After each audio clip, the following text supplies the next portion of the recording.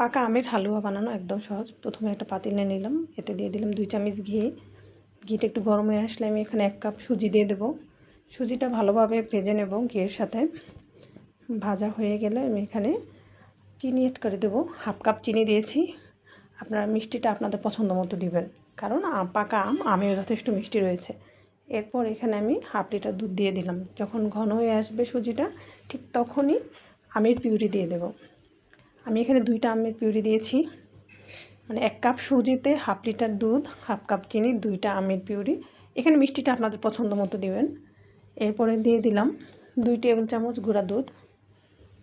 আমার কাছে নাড়তে নাড়তে মনে হলো আঁচটা একটু দেরি হচ্ছে, বা টেস্ট করে দেখলাম মিষ্টিটা একটু কম হয়েছে।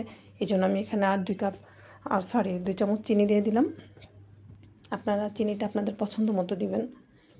এরপরে ভিতরে কিছুটা বাদাম কুচি দিয়ে দিলাম।